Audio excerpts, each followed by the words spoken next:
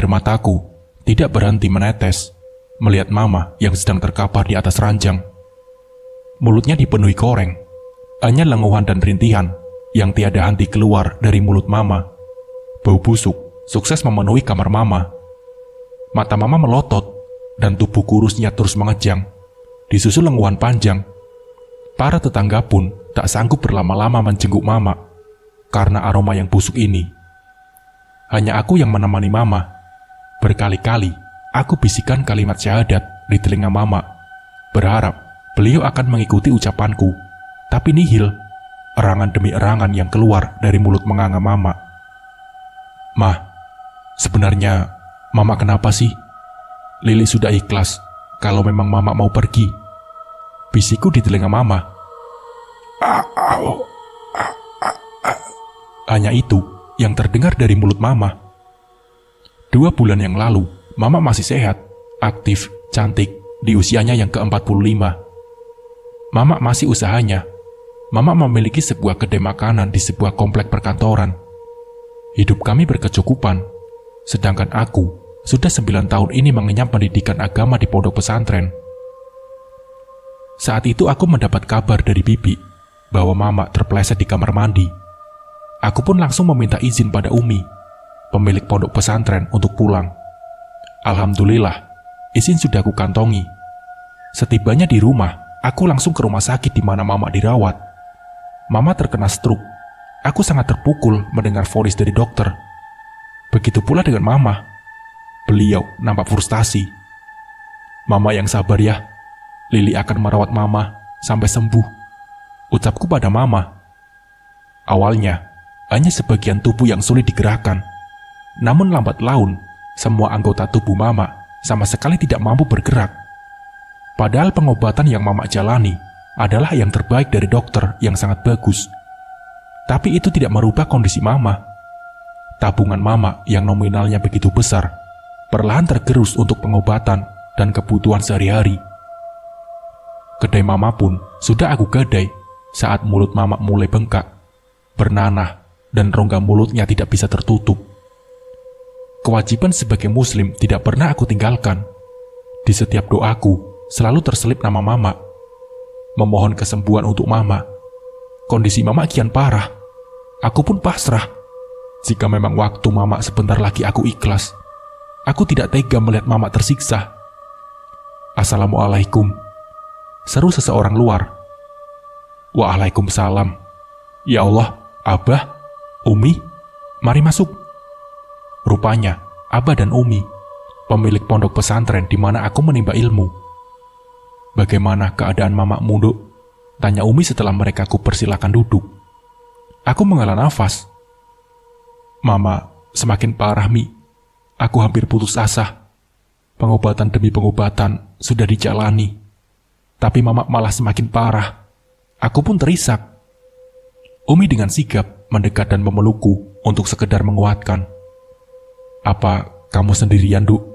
Tidak ada kerabat atau saudara yang menemani?" Kali ini, Abah yang bertanya. Aku hanya menggeleng pelan. Mulut Mama membusuk dan baunya sangat menyengat. Jikapun ada yang menjenguk, pasti hanya dalam hitungan detik mereka akan keluar, ucapku pelan. "Apa boleh Umi dan Abah melihat keadaan Mamamu?" ucap Umi. "Iya, boleh, Mi. Tapi maaf, bau yang Mama timbulkan sangat busuk," jawabku. Aku mewanti-wanti agar Abah dan Umi tidak kaget melihat keadaan Mama. Kami pun beriringan menuju kamar Mama. Berbagai pengharum ruangan sudah aku gunakan, tapi rupanya tidak mampu menyamarkan aroma ini. Tubuh Mama pun rutin aku bersihkan dari kotoran yang menempel. Setibanya kami di kamar, Abah nampak geleng kepala dan menghela nafas. Kondisi Mama memang memprihatinkan. Umi duduk di samping Mama. Tangan Umi mengelus tangan keriput Mama. Mama yang tahu kehadiran kami hanya mampu berkedip saja. "Lili, kamu tahu orang terdekat Mamamu, seperti adiknya atau kakaknya?" ucap Abah setelah memegang kening Mama. Aku berpikir sejenak, karena selama ini aku mondok, aku tidak tahu kehidupan pribadi Mama. Aku teringat pada Bibi. Dialah yang sering mengunjungi Mama. Mama adalah janda 3 kali. Rupa bapak tiriku pun aku tidak tahu seperti apa, karena mama hanya memberitahukan via telepon. Mungkin bibi tahu sesuatu tentang mama, kataku kepada Abah. Nanti selepas duhur panggil bibi kamu. Ini rumit, Li, ujar Abah. Aku tidak mengerti apanya yang rumit. Iya, Bah, baik, jawabku. Mama adalah anak kedua dari 3 bersaudara. Kakak mama bernama Yono, dan adik mama bernama Martina. Uwak Yono tinggal di kota sebelah bersama keluarganya, sedangkan bibi tinggal di kelurahan yang sama dengan mama. Aku adalah Lili Adriana Putri. Bapak dan mama bercerai saat aku masih duduk di bangku sekolah dasar kelas 5. Sebab dari perceraian mereka, aku tidak tahu betul. Hingga aku lulus sekolah dasar, aku diminta bapak untuk mondok saja. Biaya bapak yang menanggung. Selang beberapa bulan setelah aku mondok, aku dengar mama sudah menikah lagi. Halo, Lili. Mama sudah punya bapak baru buat Lili. Nanti kalau Lili pulang, mama kenalin ya, ucap mama kala itu. Tapi belum sempat aku melihat bapak baruku, mereka sudah pisah. Entahlah, orang dewasa memang aneh, pikirku kala itu. Selama aku mondok, bapaklah yang rutin mengunjungiku. Dia adalah laki-laki yang baik, penyayang, dan lembut. Duk, jadilah anak yang solehah dan berguna bagi agamamu. Kelak, jika mama dan bapak telah tiada, doamulah penyegar bagi kami di akhirat. Begitu titah bapak setiap kali menjenguk. Di tahun berikutnya, mama menikah lagi, dan sebagai maharnya, mama dibelikan sebuah kedai di komplek perkantoran yang pastinya akan selalu ramai saat jam makan siang. Dari sanalah pundi-pundi rupiah yang mama dapatkan. Aku turut bahagia mendengar mama menikah lagi. Sesekali mama mengunjungiku. Itu pun hanya sebatas gerbang pondok saja. Mama tidak mau masuk atau sekedar bertutur sapa dengan Umi dan Abah. Berbeda dengan bapak yang selalu betah jika berkunjung. Namun tak apa, itu pun sudah membuatku bahagia. Ini uang sakumu. Mama nggak bisa lama-lama. Kami ada urusan penting. Bapakmu sudah menunggu di mobil, ucap mama, seraya memberikan sebuah amplop yang lumayan tebal. Rupanya di balik mobil hitam itu ada bapak baruku. Tapi kenapa dia tidak mau turun menemuiku? Lili, ayo kita sholat berjamaah, ajak Abah. Baik, Bah, aku ambil wudhu dulu ya, kataku. Setelah itu, kami sholat di kamar mama. Lantunan ayat-ayat Abah begitu merdu. Ketika kami sedang kusyuk, aku mendengar mama merintih kesakitan. Aku berusaha untuk tetap kusyuk selama sholat. Suara mama semakin menyayat hati. Assalamualaikum warahmatullahi wabarakatuh. Salam Abah, disusul salam aku dan Umi. Aku bergegas menghampiri mama.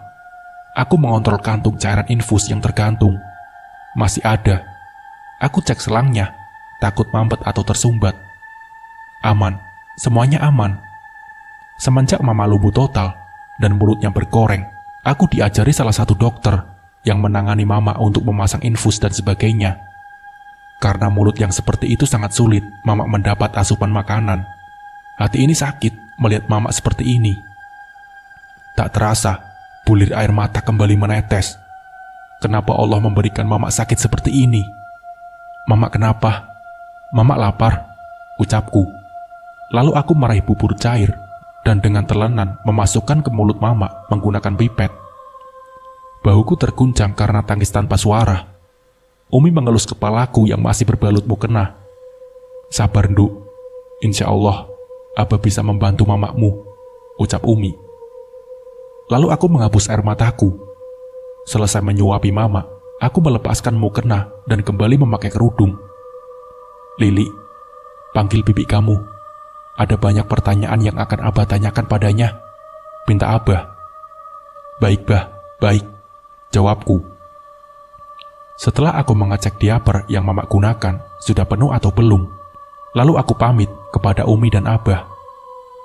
Terima kasih ya Allah atas kehadiran mereka, ucapku dalam hati saat mulai menstarter motorku. Bukan tanpa sebab, Umi dan Abah sama sekali tidak terganggu atas aroma busuk ini. Aku lihat Umi sedang kusuk dengan Al-Qur'annya, dan Abah dengan tasbihnya, tak hentinya melafalkan asma Allah. Bibi, tolong ke rumah sebentar. Ada Umi dan Abah yang mau ketemu. Ucapku pelan pada Bibi. Ada perlu apa emang, Li? Tanya Bibi. Gak tahu, Bi. Sebentar kok, gak lama. Bujuku. Aku melihat Bibi beranjak dengan malas. Sebentar, Bibi ganti baju dulu ya, jawab Bibi. Tak lama, Bibi keluar. Masker penutup mulut dan hidung tak lupa ia kenakan. Kami kembali ke rumah menggunakan motor matic masing-masing. Aku mengikutinya dari belakang. Saat sampai di depan gang rumah, aku mampir ke Indomaret untuk membeli beberapa cemilan dan minuman untuk Abah dan Umi, juga Bibi. Secepat kilat, aku menyusul Bibi. Aku lihat Bibi, Abah, Umi sedang duduk di ruang tamu. Entah apa yang mereka bicarakan, nampaknya sangat serius. Setahu saya, keseharian Mala tidak macam-macam. Dengan tetangga pun ramah. Sepertinya mustahil kalau sakit yang Mala derita adalah sakit yang non-medis, kata Bibi. Nurmala adalah nama Mama. Semua terdiam saat menyadari kehadiranku. Aku melangkah masuk seraya mengucapkan salam. Apa Bibi tahu sesuatu tentang Mama? Tanyaku. Aku pun duduk di samping Bibi. Entahlah, yang Bibi tahu, Mamamu adalah orang yang ramah di lingkungan ini. Tapi, ucap Bibi. Tapi apa, Bi? Katakan sama Lili. Tanyaku. Dulu, suami ketiga Mamamu ternyata sudah punya istri. Dia bos besar. Dia juga yang membelikan Mamamu kedai. Istrinya datang marah-marah dan sempat berkelahi. Sumpah serapah keluar dari mulut istri pertama bapakmu, kata Bibi. Mungkin ini ada kaitannya dengan keluarga mantan suami Mamakmu, Lil. Ada baiknya kamu mencari tahu tentang ini, usul Abah. Aku pun setuju akan usulan lelaki sepuh ini. Baik, Bah, nanti Lili coba, tugasku. Semoga kita segera menemukan titik terang tentang sakit Mamakmu, Nduk, ucap Umi. Apa Bibi tahu alamat rumah mantan suami Mama? Tanyaku pada Bibi. Kalau rumahnya, Bibi nggak tahu. Tapi kalau alamat kantornya, Bibi tahu. Karena dulu Mamamu sempat bercerita, jawab Bibi. Rupanya, kantor mantan suami Mama masih satu komplek dengan kedai Mama. Besok pagi aku akan coba menemui beliau. Setelah Bibi dan Abah berbincang-bincang dengan ditemani cemilan yang aku hidangkan, Bibi pun pamit. Sore setelah asar, Umi dan Abah juga mohon undur diri. Nanti, kalau ada apa-apa atau ada suatu hal yang penting, segera hubungi kami ya, Nduk, pesan Umi. Baik, Mi, hati-hati. Terima kasih atas kunjungannya, jawabku. Aku melambaikan tangan pada dua orang yang aku segani itu. Semoga mereka selalu dalam lindungan Sang Pencipta. Rumah pun kembali senyap. Hanya terdengar suara lenguhan Mama. Aku menghampiri Mama untuk membersihkan tubuh Mama menggunakan air hangat dengan waslap. Lalu aku mengganti diapernya. Bau busuk ini sama sekali tidak menyurutkan aku untuk merawat bidadari surgaku. Semoga baktiku menjadi amalan baikku. Di pondok, aku selalu diajarkan nilai-nilai agama, terutama untuk menghormati orang tua. Pelajaran yang diajarkan di pondok berusaha aku serap. Karena itulah pesan Bapak. Iya, Bapak. Saking sibuknya aku mengurus Mama, aku hampir lupa mengabarkan pada Bapak atas kondisi Mama. Meskipun Bapak sudah memiliki keluarga, tapi perhatian Bapak terhadapku tidak pudar. Selepas sholat Isya, aku meraih ponsel dan menekan kontak bertuliskan nama Bapak. Halo, Assalamualaikum Bapak, ucapku saat Bapak mengangkat panggilanku. Waalaikumsalam, anakku, bagaimana kabarmu, Nduk? Ucap Bapak. Aku baik, Pak, tapi tidak dengan Mama, jawabku. Lalu aku menceritakan kondisi Mama pada Bapak. Aku mendengar Bapak tersentak kaget. Apa kamu tahu kenapa dulu Bapak dan Mama bercerai? kata bapak. Suara bapak nampak serak, seperti orang yang sedang menangis. Tidak, Pak. Dulu aku masih kecil, jadi tidak begitu paham akan urusan orang dewasa. Setelah aku dewasa pun, aku segan untuk bertanya, karena ini urusan pribadi, ucapku. Sebenarnya, mamamu dulu sempat menjadi murid seorang paranormal. Bapak melarangnya, karena itu bertentangan dengan agama kita. Itulah pemicu atas perceraian kami, Duk, jawab bapak. Astagfirullah, apa sakit mama karena itu, Pak? Tanyaku. Bapak tidak bisa memastikan, Duk. Nanti kalau bapak libur, bapak sempatkan untuk menjenguk mama ya. Sudah dulu, bapak mau istirahat. Sudah malam. Kamu juga istirahat ya, Cak Ayu. Assalamualaikum. Waalaikumsalam, jawabku. Ya Allah, sebenarnya apa yang terjadi selama aku mondok? Aku akan cari tahu secepatnya, gumamku. Tolong, Li. Mama sudah tidak kuat. Sakit. Aku melihat mama tengah duduk meringkuk di bawah pohon akasia yang menjulang tinggi. Lili pasti akan bantu mama. Tapi bagaimana caranya, Mak? Ucapku terisak. Aku berdiri berjarak 3 meter di depan mama. Belum sempat mama menjawab, tiba-tiba kepala mama mendongok ke atas. Aku lihat mulut mama mengeluarkan darah pekat. Mata mama melotot sempurna. Lalu mulut mama perlahan terbuka dan semakin lama semakin melebar hingga ke telinga. Erangan mama menyayat hati siapapun yang mendengarnya. Aku ingin menolong mama, tapi aku tidak bisa beranjak dari tempatku berdiri. Seperti ada sesuatu yang menahannya. Aku hanya bisa menangis, menyaksikan mama yang meronta-ronta kesakitan. Allahu Akbar, Allahu Akbar. Suara azan membangunkanku. Astagfirullah, rupanya aku bermimpi. Tapi mengapa terasa nyata? Keringat dingin bercucuran di kening. Aku berusaha menormalkan irama nafasku. Berkali-kali aku beristighfar. Aku beranjak menuju kamar mama, memastikan keadaan mama sebelum aku sholat subuh. Syukurlah, mama masih tertidur. Mulut yang sedikit terbuka dengan koreng di area bibirnya membuat aku kembali mengingat mimpiku tadi. Segera aku ambil wudhu dan menunaikan kewajibanku. Setelahnya, aku memasak bubur untuk mama. Sambil menunggu buburnya selesai, aku ke kamar mama untuk membersihkan badannya dan mengganti diapernya. Lelah, tentu saja. Beginilah rutinitasku beberapa bulan belakangan. Apa aku mengeluh? Tidak. Aku sangat ridho. Ini tidak sebanding dengan jasa mama yang sudah mengandung, melahirkan, menyusui, dan merawatku hingga besar. Jasanya tidak bisa terbayarkan dengan apapun. Baik buruknya perilaku mama, bagiku dia adalah surgaku. Mak, Lili mau keluar sebentar ya. Nanti ada bibi yang jagain mama. Mama baik-baik ya, ucapku pada mama.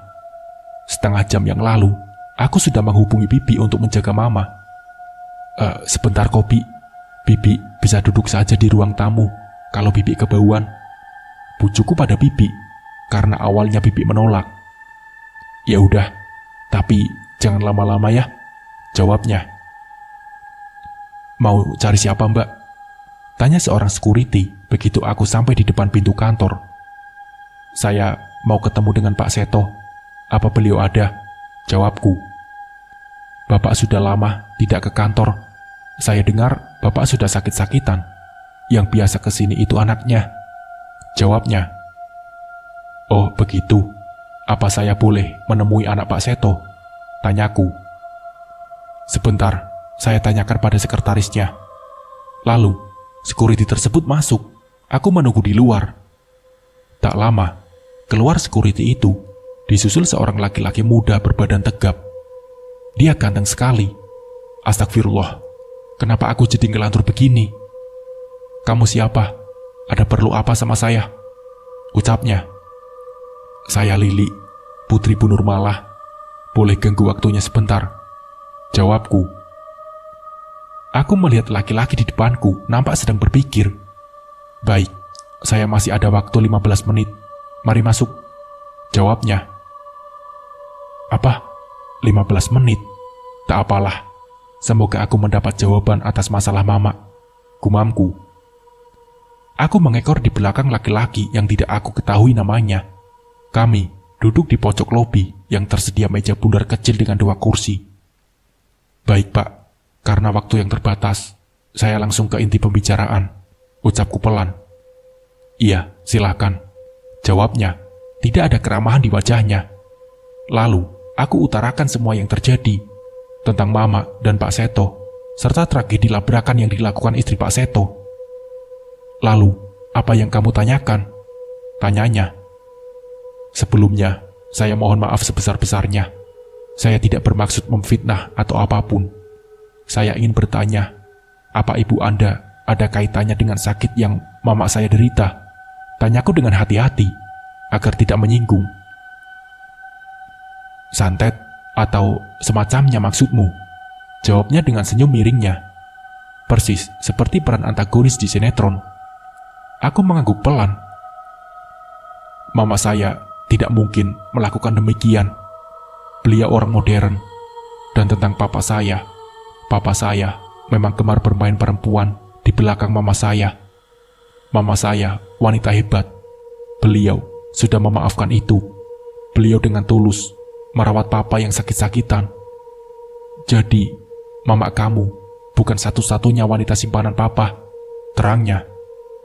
"Jadi, sakit yang diderita Mama tidak ada kaitannya dengan istri Pak Seto," gumamku. "Saya rasa penjelasan saya sudah cukup. Ini kartu nama saya. Bisa kamu gunakan jika diperlukan. Permisi," jawabnya. Belum sempat aku menjawab, dia sudah beranjak dan berlalu. Aku pandangi kartu nama tersebut. Tertulis Anggara Prasetya, dan nomor telepon juga tertera di bawahnya. Aku menghela nafas panjang dan mengambil kartu nama itu. Aku memutuskan untuk langsung pulang. "Jenguk Mbak Malas ini, Bang. Kasian, dia nggak sembuh-sembuh, malah makin parah." Terdengar suara Bibi sedang berbicara dengan seseorang setelah aku sampai di depan pintu. Aku melihat dari jendela, tidak ada seorang pun. Rupanya, Bibi tengah menelpon. Aku pun penasaran dengan pembicaraan Bibi bersama orang yang Bibi sebut itu. "Kenapa gak bilang dari dulu, Bang? Kalau Mbak malah bisa senekat itu. Aduh, lihat kan sekarang akibatnya. Mati segan, hidup pun tak mau," ucapnya. Aku terkesiap mendengarnya. Apa yang dulu Mama lakukan. "Cepatlah, kamu datang, Bang. Kasihan Mbak malah," ucap Bibi. Setelah itu senyap, tidak ada percakapan lagi. Apa Bibi baru saja menelpon Uwak Yono? Karena setahuku, Bibi itu memanggil Wak Yono dengan sebutan Abang, gumamku. "Assalamualaikum," ucapku seraya membuka pintu. Bibi nampak biasa saja. "Waalaikumsalam. Akhirnya kamu pulang juga. Bibi mau pulang ya? Oh ya, sepertinya mamamu buang air, karena tadi bau banget," ucap Bibi tanpa menunggu jawabanku. Bibi bergegas keluar dan berlalu menggunakan sepeda motornya. Aku hanya bisa menghela nafas. Aku lekas membersihkan diri. Setelah itu, aku mengecek diaper Mama. Benar saja, Mama ternyata BAB. "Bi, boleh minta nomor HP Wak Yono?" Catku pada Bibi. Tak lama centang biru. "Buat apa, Lil?" balasnya. "Hanya untuk menanyakan kabar. Lili sudah lama gak bersua dengan Uwak," jawabku. Tak lama masuk pesan kontak. Tertera nama Bang Yono. Tidak butuh waktu lama, aku segera menelponnya. Lalu terdengar suara serak laki-laki di ujung panggilan, yang tak lain adalah suara Wak Yono. "Assalamualaikum, Wak. Ini Lili," ucapku. "Oh, Lili, apa kabar kamu?" jawabnya. "Baik, Wak.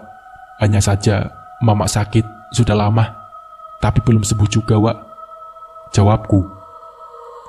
"Iya, Uwak sudah dengar dari bibimu," jawabnya.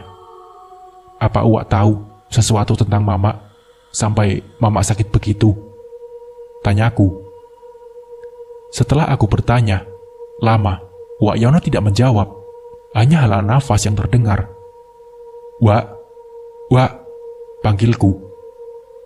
Lili, mamamu itu punya susuk di bagian lidah yang bertujuan agar semua ucapannya dituruti oleh lawan bicaranya, kata Uwak lirih, namun mampu membuatku tersentak. Ah, apa Wak? Aku pun kaget, ucapku tidak percaya. Itu benar Lil, karena Uwaklah yang mengantarkannya. Dulu mamamu memohon-mohon untuk diantarkan ke orang pintar. Katanya dia mau menaklukkan laki-laki yang sudah menolaknya mentah-mentah, cerita Uwak. Ya Allah, kenapa mama senekat ini? Air mataku mengalir deras. Aku tidak percaya mama melakukan hal musyrik. Apa orang pintar itu paranormal yang mama dulu sempat ingin menjadi muridnya? Karena bapak waktu itu bercerita kalau bapak pernah melarang mama menjadi murid seorang paranormal. Itulah awal pertikaian mama dan bapak hingga mereka bercerai, tanyaku. Bukan, dia itu bukan paranormal, dia dukun cabul. Uwak kenal orang yang dimaksud bapakmu, ucap Uwak. Lalu apa? Tanyaku. Sudah malam Lil, besok Uwak usahakan datang ke sana, ucap Uwak. Tapi Wak, aku harus tahu, ucapku lagi. Sudahlah, lebih baik kita bicarakan ini secara langsung. Sudah dulu, jaga mamamu ya, ucap Uwak di telepon. Sambungan pun terputus.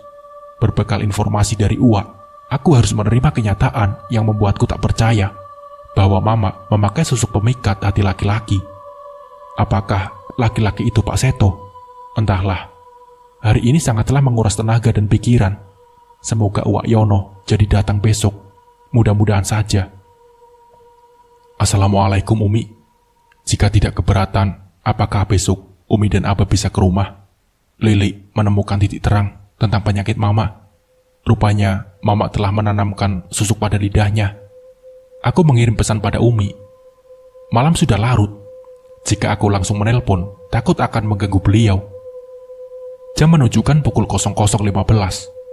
Namun, kantuk belum juga menyergap.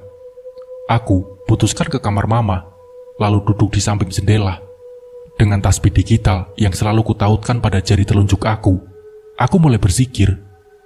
Aku selalu menjaga wudhu apabila malam hari. Selain karena itu sunnah, juga untuk melindungi diri dari gangguan makhluk alam sebelah yang tidak kasat mata. Itu yang diajarkan para kiai dan nyai di pesantren. Keputusan bapak agar aku mondok ternyata bukan tanpa alasan. Entah pukul berapa aku tertidur dalam posisi duduk, aku terbangun tatkala mendengar lenguhan mama. Kenapa, Mak? Mama haus? Tanyaku kepada mama. Aku segera meraih segelas air putih hangat. Lalu, aku segera meraih segelas air putih hangat. Bulir bening menetes dari kedua manik mata mama yang semakin sayu. Seperti tidak ada gairah hidup lagi. Mulut mama bergerak tanpa suara, seperti mengucapkan kata maafkan mama. Seolah mengerti ucapan mama, aku belai lembut mama seraya tersenyum. Mama, tidak perlu meminta maaf. Lili ikhlas mah, ucapku pelan. Aku usap air mata mama dengan lembut. Kalaupun harus meminta maaf, itu harusnya Lili yang meminta maaf, karena Lili belum bisa membahagiakan mama. Kucium punggung telapak tangan mama yang sudah keriput. Insya Allah, kami akan datang. Pesan dari Umi saat aku selesai sholat subuh. Sedikit banyaknya Uwak tahu apa-apa yang mamamu lakukan. Meskipun itu bukan hal baik. Bukan Uwak tidak melarang, tapi mamamu terlalu keras kepala, kata Uwak. Tepat pukul 10, Uwak sampai di rumah. Setelah sedikit berbasa-basi, Uwak bercerita tentang kehidupan mama. Apa mama bisa sembuh, Wak? Tanyaku, berurai air mata. Mungkin tidak, karena Uwak lihat mamamu sudah parah. Jika si pemakai susuk melanggar apa yang dilarang, maka makhluk yang memberikan pengasuhnya akan marah. Uwak rasa mamamu melanggar pantangan itu, ucap Uwak yang rambutnya sudah banyak yang putih. Seperti apa pantangannya, Wak? Karena selama mama setruk hingga begini, akulah yang 24 jam merawat mama, Tanyaku penasaran. Memakan pisang emas misalnya. Apa mamamu pernah mengkonsumsi pisang tersebut? Kata Uwak seraya menyeruput teh hangat yang aku suguhkan. Apa? Pisang? Sejenak aku berpikir, saat mama stroke, memang aku sering membuatkan berbagai jus buah sebagai asupan gizinya, termasuk pisang. Apa salah satu pisang yang aku buat adalah pisang emas? Batinku.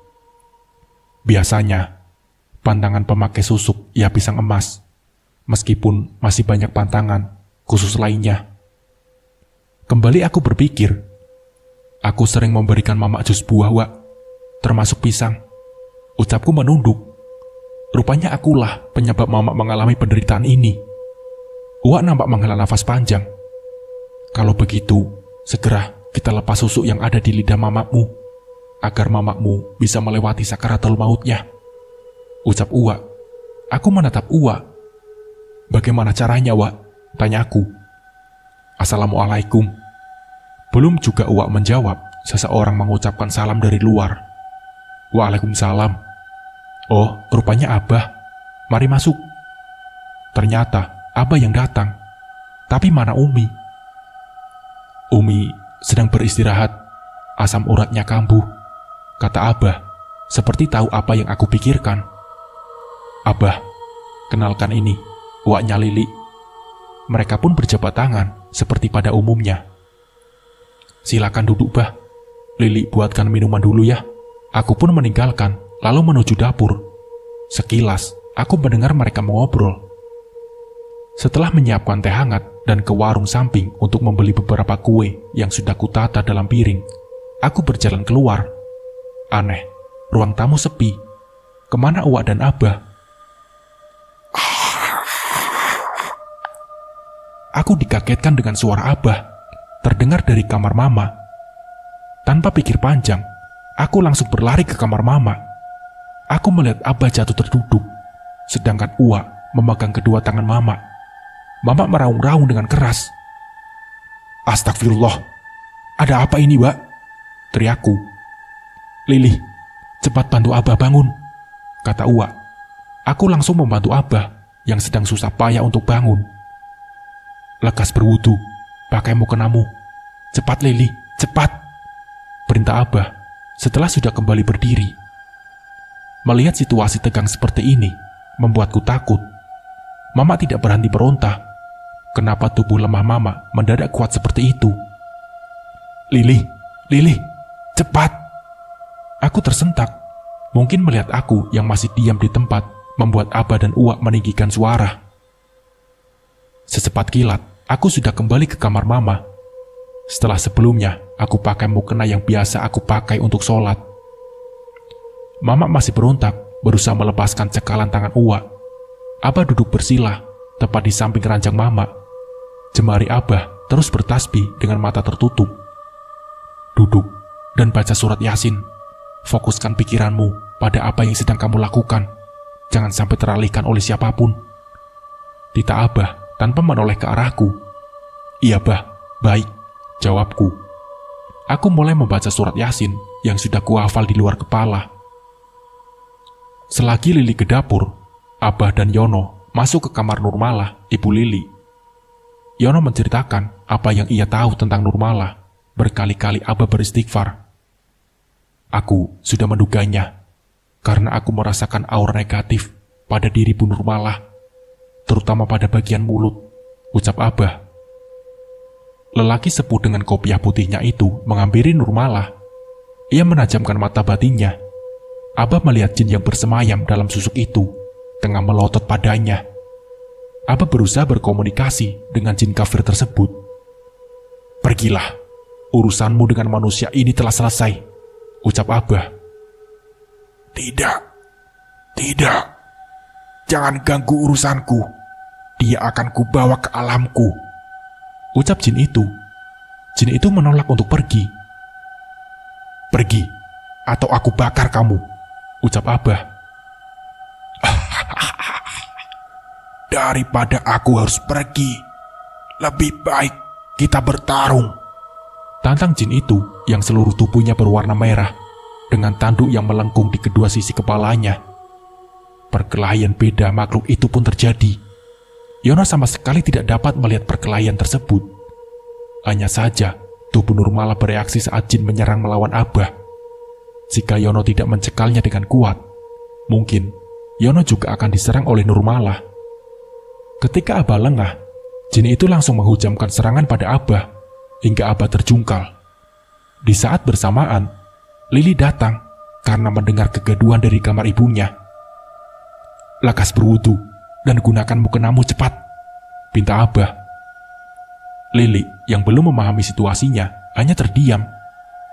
Melihat keponakannya dia mematung, membuat Yono meninggikan suaranya dan menyuruh apa yang Abah suruh. Lili pun tersentak dan mulai memahami apa yang terjadi. Hanya dalam hitungan menit, Lili sudah kembali dengan mukena yang sudah ia pakai. "Duduk dan baca surat Yasin. Fokuskan pikiranmu dengan apa yang kamu lakukan. Ingat, jangan berhenti apapun yang terjadi," perintah Abah. Lili yang notabene adalah anak santri yang sudah 9 tahun mondok, membaca surat Yasin bukanlah hal yang sulit.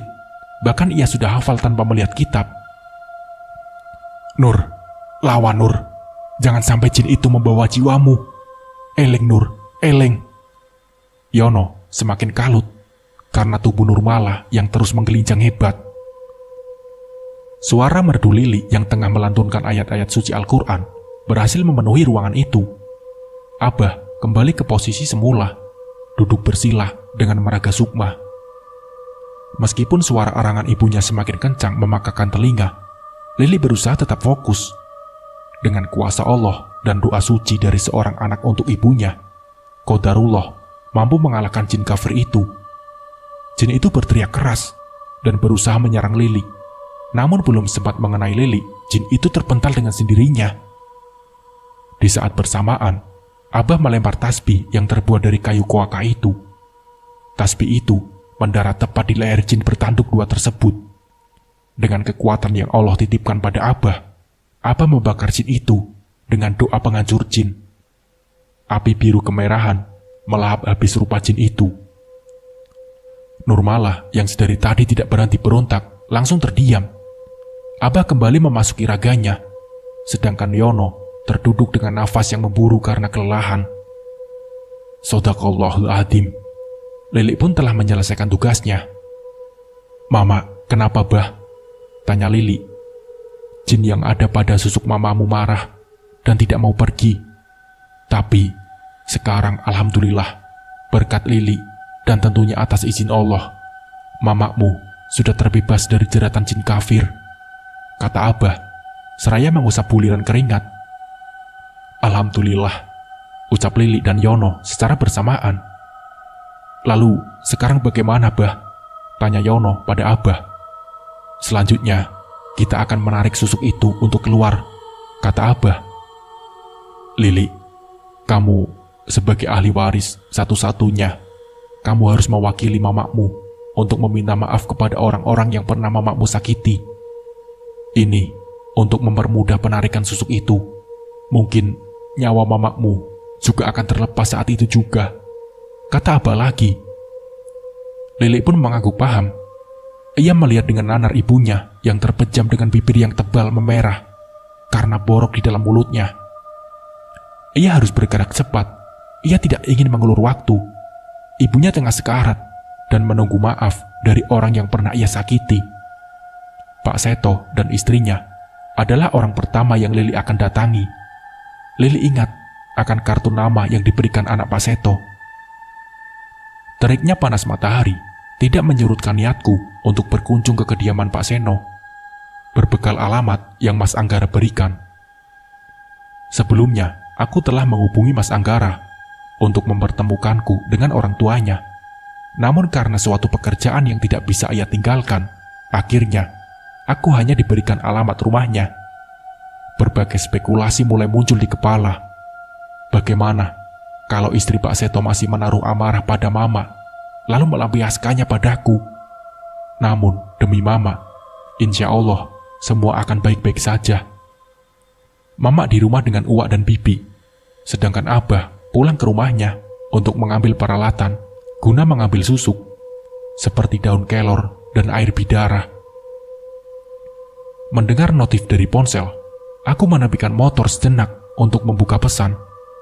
Siapa tahu dari Uwa atau Bibi. Lili, Bapak sedang di jalan. Mau menjenguk mamamu. Kamu di rumah kan?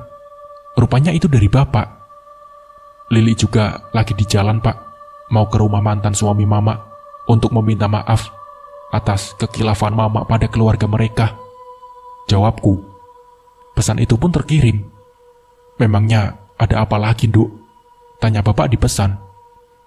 Bapak, teruskan saja perjalanan. Nanti akan Lili ceritakan di rumah. Bapak hati-hati di jalan. Assalamualaikum. Jawabku. Tanpa menunggu balasan dari Bapak, aku kembali memajukan motorku. Hari semakin siang dan panas. Semoga aku sudah kembali saat sore. Ada baiknya juga Bapak datang. Sedikit banyaknya Mama pasti mempunyai salah pada Bapak.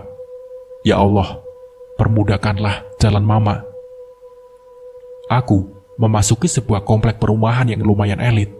KTP-ku saja ditahan selama memasuki perumahan ini. Rumah mewah dan megah, berjejer rapi dengan gerbangnya yang menjulang tinggi. Pasti yang menghuni di perumahan ini bukan sembarangan orang. Jalan Anggrek nomor 6B. Nomor rumah Pak Seno akhirnya ketemu setelah beberapa kali berkeliling. Setelah mengumpulkan keberanian dan mengucap basmalah, aku pun memencet bel rumah. Tak lama, seorang wanita berdaster muncul di balik gerbang. Rambutnya yang mulai memutih, yang diikat ala kadarnya itu, membuka sedikit gerbang dan menanyaiku. Maaf, cari siapa Mbak? Tanya ibu itu. Saya Lili, putri Bu Nurmalah. Saya mau menemui Pak Seto dan istri. Jawabku seramah mungkin. Ada urusan apa dengan ibu dan bapak Mbak? Tanyanya lagi.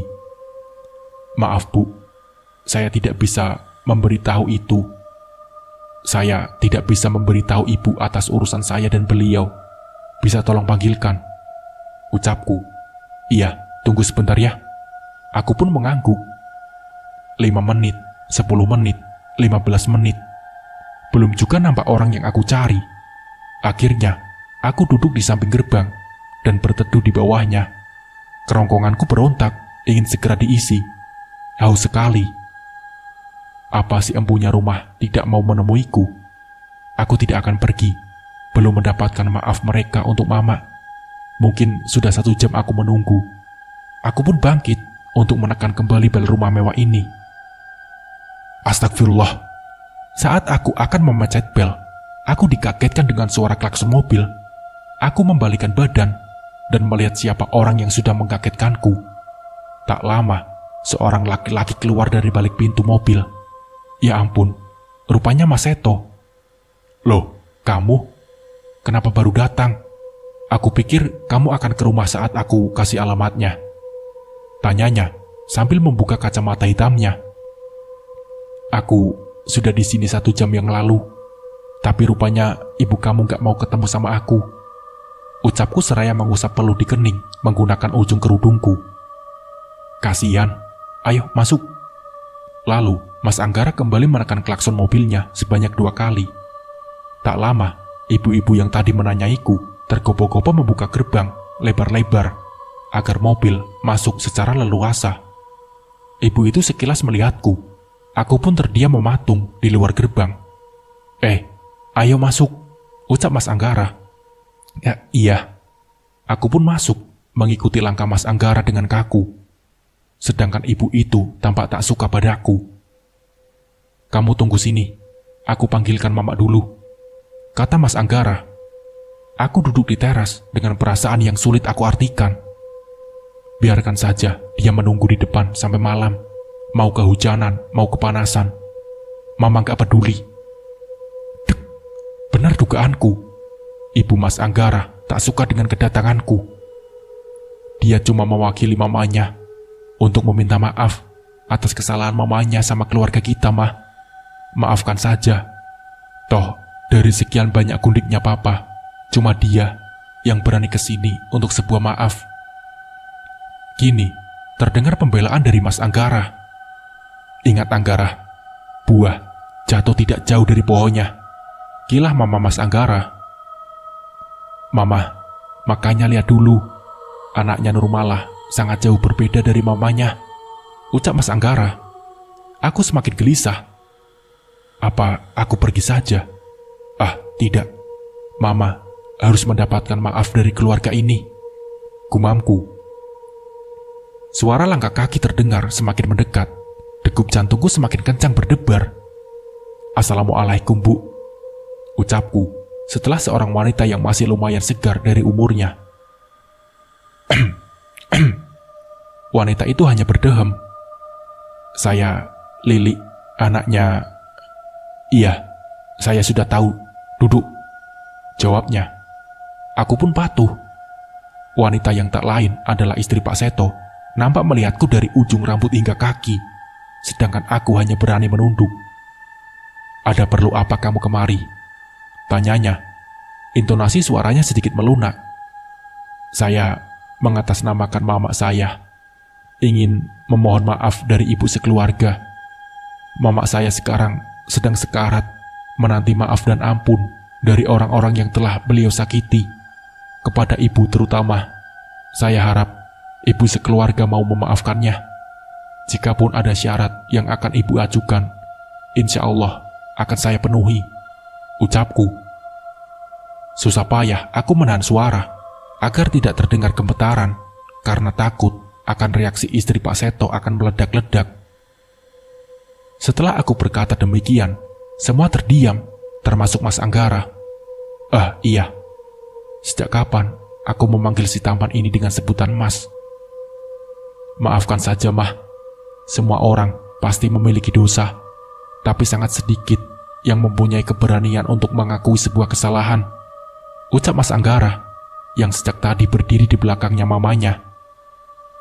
Mama Mas Anggara nampak menarik nafas panjang. Baiklah, aku maafkan apapun yang telah ibumu perbuat. Semoga dengan maaf dariku memudahkan jalannya urusan mamamu, ucapnya. Alhamdulillah, terima kasih banyak, Bu. Aku pun terisak. Spontan, aku langsung mencium tangan Mama Mas Anggara sambil terus berterima kasih. Sudah, ayo bangun, perintahnya. Sedangkan aku sudah tidak pedulikan baju dan kerudungku yang sudah kusut berantakan. Lili, gak disuruh masuk, Mah, kata Mas Anggara. Oh, gak usah, Mas. Saya harus buru-buru pulang. Mama saya harus tahu kalau beliau sudah dimaafkan, ucapku seraya berdiri. Apa mau aku antar? Tawarnya. Gak perlu, Mas. Saya bawa motor. Sekali lagi, terima kasih banyak, Ibu dan Mas Anggara. Semoga Allah selalu memberkati Ibu dan Mas Anggara. Saya permisi, ucapku. Setelah sekali lagi mencium tangan Mama Mas Anggara, aku bergegas pulang. Malah, insya Allah, aku sudah memaafkan kamu secara lahir batin, ucap bapak seraya mengelus pucuk kepala Mama. Aku juga menghampiri Mama dan menggenggam tangan Mama. Mak, istri Pak Seto sudah memaafkan Mama, dan Lili juga sudah mengikhlaskan Mama. Semoga maaf dari kami semua mengurangi beban Mama. Air mataku menetes, membasahi tangan Mama. Lalu, Uwak dan Bibi secara bergantian mendekati Mama. Para tetangga pun datang dan menghampiri Mama, lalu membisikkan sesuatu. Hari sudah mulai petang. Bisa Abah lakukan sekarang, ucap Abah yang sudah siap dengan beberapa ranting daun kelor di tangan. Air bidara sudah dicampurkan pada satu bak. Silahkan, Bah, ucapku. Abah pun mendekati Mama. Semua orang dalam kamar menepi untuk memberi ruang Abah agar lebih leluasa. Lili, tolong bantu Abah doa, kata Abah. Dengan kemampuanku menghafal Al-Quran, aku membaca dalam hati. Semua orang menyaksikan bagaimana Abah memercikan air dari daun kelor ke seluruh anggota tubuh Mama. Terutama bagian mulut. Mama terdengar merintih. Mulut Abah pun tak henti-hentinya untuk berkomat-kamit membaca doa. Tak lama kemudian, tubuh Mama menggelincang hebat. Semua orang yang menyaksikannya merasa iba pada Mama. Aku pun tak hentinya meneteskan air mata. Bapak memeluk pundakku. Lalu kepalaku dipenamkan pada dada bidangnya. "Sabar, Duk. Terus baca ayat-ayat Allah," ucap Bapak. Kemudian aku menutup mata, selain tidak ingin melihat Mama kesakitan, juga agar bacaan yang tengah aku baca tidak salah. "Alhamdulillah," ucap Abah, setelah kurang dari 1 jam melakukan prosesi penarikan susuk. "Bagaimana, Abah?" tanya Bapak pada Abah. "Susuk itu sudah berhasil terangkat. Lihatlah," kata Abah. Aku pun maju untuk melihat rupa susuk itu. Susuk itu berwarna emas dan sebesar ujung jarum pentul. Jadi itulah tempat jin kafir itu bersemayam. "Kita apakan benda ini, Bah?" tanyaku. "Kita buang ke laut saja, agar sulit ditemukan orang," kata Abah. Lili, sini nak." Aku terperanjat kaget mendengar Mama bersuara. Ini kali pertama Mama mengeluarkan suara dengan jelas sejak lumpuh. "Iya, Mak, ini Lili." Aku menghampiri Mama. Aku memeluk erat tubuh Mama. Terima kasih anakku. Solehannya Mama," ucap Mama terbata-bata. "Iya, Mak, iya. Lili sayang Mama. Lili akan merawat dan mendoakan Mama," ucapku terisak, masih memeluk Mama. Tiba-tiba, Mama sesak nafas. Aku pun melonggarkan pelukan, tapi masih memeluk pundak Mama. Mama masih sesak nafas. Mata Mama memutih sempurna. "Bisikan kalimat syahadat Lili," kata Abah lantang. Aku pun dengan kemudian membisikkan kalimat syahadat di telinga Mama. Meskipun suara sudah habis dan serak karena menangis, aku terus berusaha membisikkan kalimat suci tersebut. Air mataku banjir, meluap, menyaksikan Mama dengan susah payah menggerakkan mulutnya untuk mengikuti ucapanku. Tak lama, Mama lemas dalam pelukanku. Lalu Abah menghampiri dan mengecek denyut nadi serta lubang hidung. "Innalillahi wa inna ilaihi roji'un," ucap Abah, diikuti orang-orang yang ada di kamar ini. Aku kembali mengeratkan pelukan dan memanggil-manggil Mama. Mak, semoga Mama tenang di sana. Lili akan mendoakan Mama di setiap hari," ucapku terisak dalam hati, karena suara sudah benar-benar habis. "Lili, sudah, lepaskan Mama. Nanti saat prosesi memandikan jenazah, kamu gunakan air bak yang berisi air bidara itu untuk menghalau jin atau iblis yang akan mengganggu jasad Mamamu," kata Abah. Semua orang mulai sibuk dengan tugas yang diberikan Abah. Ada yang bertugas menggali kubur, ada yang bertugas mengumumkan kematian, ada pula yang bertugas memasang tenda. Sedangkan aku duduk di samping Mama dengan Al-Quran di tangan. Semua isi dalam kitab suci aku persembahkan untuk Mama. Tak lupa, aku memohon kepada Allah untuk mengampuni dosa-dosa Mama. Saat memandikan jenazah Mama, aku turut ikut serta. Aku membaca doa yang sebelumnya telah Abah ajarkan. Lalu perlahan mengguyur tubuh kaku Mama dengan air bidara dari ujung rambut hingga kaki. Aku bersihkan setiap lekuk tubuh Mama dengan benar-benar bersih untuk terakhir kalinya. Setelah serangkaian mengurus jenazah selesai, kini waktunya Mama dikebumikan. Lihatlah gundukan tanah merah ini. Tidak ada lagi kesakitan yang mendera. Semua serasa damai.